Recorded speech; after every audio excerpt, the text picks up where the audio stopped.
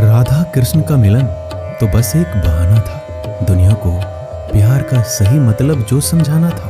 राधा के सच्चे प्रेम का यह इनाम है, कान्हा से पहले लोग लेते राधा का नाम है। प्रेम एक ऐसा अनुभव है जो मनुष्य को कभी परास्त नहीं होने देता, और घृणा एक ऐसा अनुभव है जो मनुष्य को कभी जीतने नहीं देता। इंसान का मुश्किल वक्त उसके लिए एक दर्पण की तरह होता है जो हमारी क्षमताओं का दर्शन हमें करवाता है। इस पूरे ब्रह्मांड में ऐसी कोई ताकत नहीं जो इंसान की इच्छाओं की पूर्ति कर सके, क्योंकि इंसान की इच्छाएं एक समुद्र के समान होती है जिसे कभी भी भरा नहीं जा सकता। अगर आप जीवन में असफल होते हैं तो आपको दोबारा प्रयास करने में कभी घबराना नहीं चाहिए, क्योंकि जब आप दोबारा प्रयास करते हैं तो आपकी शुरुआत सुनने से नहीं बल्कि आपके अनुभव से होती है। इस संसार में मनुष्य किसी भी रूप में बड़ा नहीं होता, बल्कि मनुष्य के पीछे जो ताकत खड़ी होती है वो ज्यादा बड़ी होती है। जिस व्यक्ति के पास संतुष्टि नहीं है उसे कितना भी मिल जाए वह असंतुष्ट ही रहेगा। स्वार्थ से रिश्ते बनाने की कितनी भी कोशिश करे वह कभी नहीं बनते, और प्रेम से बने रिश्तों को कितना भी तोड़ने की कोशिश करे वो कभी नहीं टूटते। जब हम स्वयं जीवन के शिल्पकार हैं तो चलो हम अपनी मुश्किलों को हराते हैं, जीवन में मुस्कुराते हैं। जो मन को नियंत्रित नहीं करते उनके लिए वह शत्रु के समान कार्य करता है। उससे मत डरो जो वास्तविक नहीं है, ना कभी था ना कभी होगा।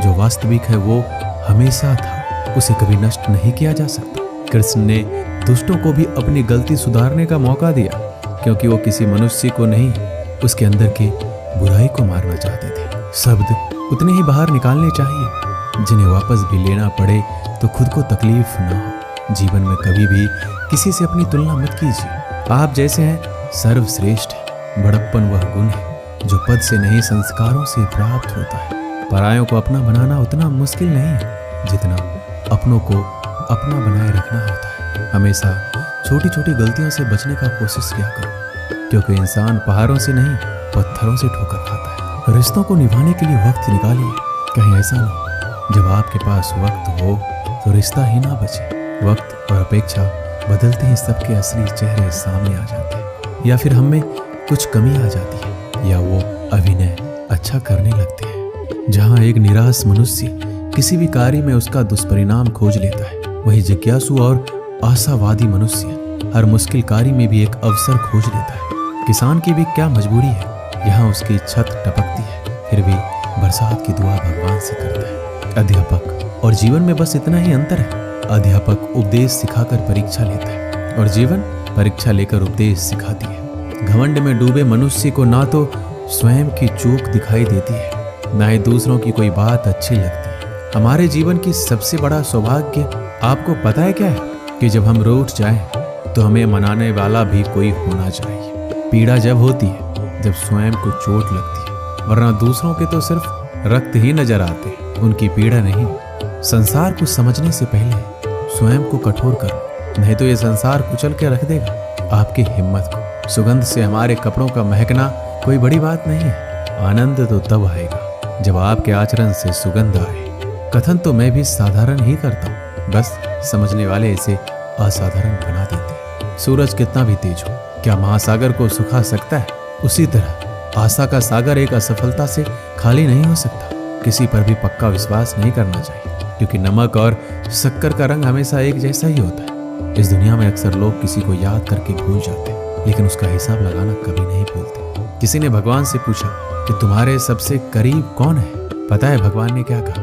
वो मनुष्य जिसके पास बदला लेने की शक्ति हो और फिर भी उसने किसी को माफ कर दिया। इस दुनिया में मैंने अपने काम से काम रखने वाले लोगों को भी देखा है। मैंने लोगों को बदलते नहीं बेनकाब होते भी देखा है। मुझे इस आकाश में ऊंचा उड़ना सीखना है, चाहे कितनी बार जमीन पर गिरना पड़े। अगर मेरे सपनों को पूरा करना है तो चाहे स्वयं से क्यों न लड़ना पड़े। दुनिया का सबसे कड़वा सच पता क्या है? खुशियां लाते लाते माँ बाप के चेहरे पे झुर्रियां उभर आती है। ना जाने भगवान मेरी ये कैसी परीक्षा लेता है। कठिनाइयां भी सख्त है और मुझे कभी असफल भी नहीं होने देता। हमारी जिंदगी का सबसे बड़ा इस्तेमाल इसे ऐसे किसी कार्य में लगाने में है जो इस जीवन के बाद भी दूसरों के लिए काम आता रहे। इस संसार में सभी लोगों का मृत्यु अटल है, पर वास्तव में सभी लोग अपना जीवन जीते ही नहीं। मनुष्य कहता है जीवन मिला है अपने तरीके से जीने के लिए, लेकिन वही मनुष्य सुबह होते ही किसी और के रास्ते से जीने चले जाता है। कठिनाइयों ने जो सबक मुझे सिखाया है, वो सबक एक एक शब्द मुझे हमेशा याद रहते हैं। अगर आप कामयाब नहीं हो रहे तो आपको जरूरत है अपने स्वभाव को बदलने की। हमारे जीवन में बुरे मनुष्य हमेशा अच्छा सबक सिखा कर जाते हैं। हमें हमारा रास्ता भी सही चुनना चाहिए, क्योंकि कभी हमारे इच्छित लक्ष्य रास्तों में ही मिल जाते हैं। सफल होने में आनंद तो तभी है जब सारी दुनिया आपको असफल करने पर जुटी हो। क्या आप जानते हैं इस संसार में सच्चे मनुष्य को हमेशा झूठे मनुष्य से अक्सर ज्यादा सफाई देनी पड़ती है। जिंदगी में वक्त हर बुरे वक्त को जरूर बदल देता है, बस अच्छा वक्त आने के लिए थोड़ा समय चाहिए। गर्व ना करना कभी अपनी जिंदगी में, किस्मत हमेशा बदलती रहती है, आईना वही रहता है, बस उसमें आकृति बदलती रहती है। इस जिंदगी में हमेशा एक बात याद रखना, मित्रता और आशीर्वाद में बस अपना मन साफ रखना।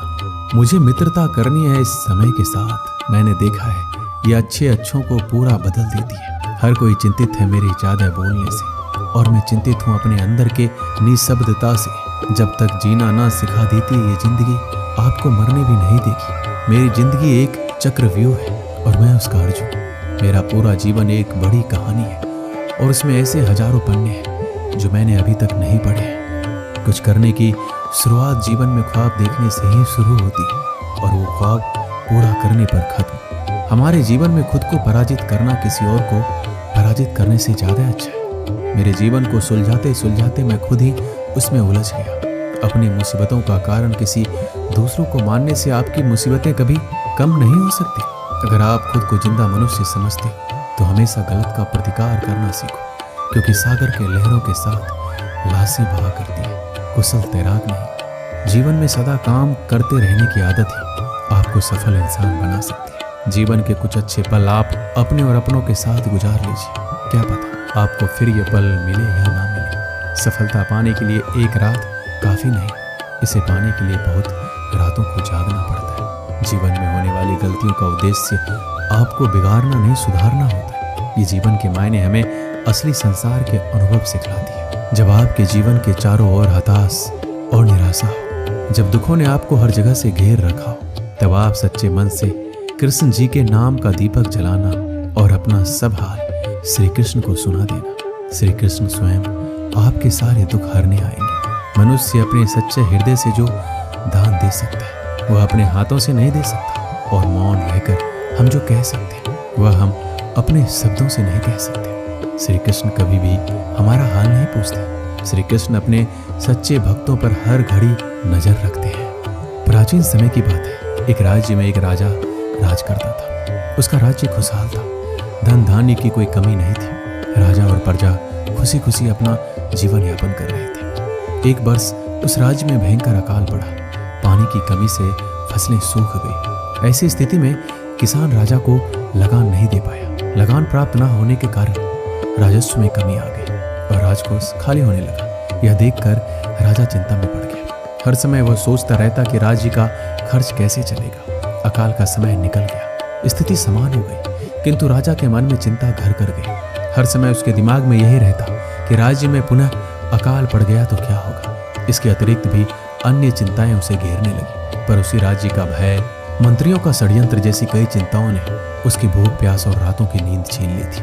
वह अपने इस हालत से परेशान था, किंतु जब भी वह राजमहल के मालिक को देखता तो आश्चर्य में पड़ जाता। दिन भर मेहनत करने के बाद वह रूखी सूखी रोटी ही खाता और पेड़ के नीचे मजे से सोता। कई बार राजा को उससे जलन होने लगती। एक दिन उसके दरबार में एक सिद्ध साधु पधारे। राजा ने अपनी समस्या साधु को बताई और उसे दूर करने का सुझाव मांगा। साधु राजा की समस्या अच्छी तरह से समझ गए थे। वो बोले, राजन, तुम्हारी चिंता की जड़ राजपाट है। अपना राजपाट पुत्र को देकर चिंता मुक्त हो जाओ। इस पर राजा बोला, गुरुवर, मेरा पुत्र मात्र 5 वर्ष का है, वह अबोध बालक राजपाट कैसे संभालेगा। साधु बोले, तो फिर ऐसा करो, अपनी चिंता का भार तुम मुझे सौंप दो। राजा तैयार हो गया और अपनी राजपाट साधु को सौंप दिया। इसके बाद साधु ने पूछा, अब तुम क्या करोगे। राजा बोला, सोचता हूँ कि अब कोई व्यवसाय कर लो, लेकिन उसके लिए धन की व्यवस्था कैसे करोगे। अब तो राजपाट मेरा है, राजकोष के धन पर भी मेरा अधिकार है। राजा ने उत्तर दिया, तो मैं कोई नौकरी कर लूंगा। तब साधु ने कहा, ये ठीक है, लेकिन यदि तुम्हें नौकरी ही करनी है तो कहीं और जाने की आवश्यकता नहीं है, यही नौकरी कर लो। मैं तो साधु हूँ, मैं अपनी कुटिया में रहूंगा, राजमहल में ही रहकर मेरी ओर से तुम ये राजपाट संभालना।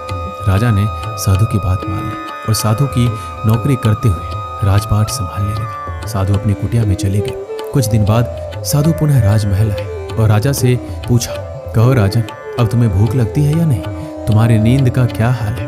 राजा ने कहा, गुरुवर, अब तो मैं खूब खाता हूँ और गहरी नींद सोता हूँ। पहले भी मैं राजपाट का कार्य करता था, अब भी करता हूँ। राजा ने अपनी स्थिति बताते हुए प्रश्न भी पूछ लिया, फिर ये परिवर्तन कैसे? ये मेरी समझ के बाहर है। साधु मुस्कुराते हुए बोले, राजन, पहले तुमने काम को बोझ बना लिया था और उस बोझ को हर समय अपने मानस पटल पर ढोया करते थे, किंतु राजपाट मुझे सौंपने के उपरांत तुम समस्त कार्य अपना कर्तव्य समझकर करते, इसलिए चिंता मुक्त हो। इस कहानी से हमें क्या सीख मिलती है? जीवन में जो भी कार्य कीजिए अपना कर्तव्य समझकर कीजिए, ना कि बोझ समझकर। यही चिंता से दूर रहने का मात्र एक तरीका है। दोस्तों, इस वीडियो में बस इतना ही। मिलते हैं अगले वीडियो में। अपना ख्याल रखिएगा। जय श्री कृष्ण।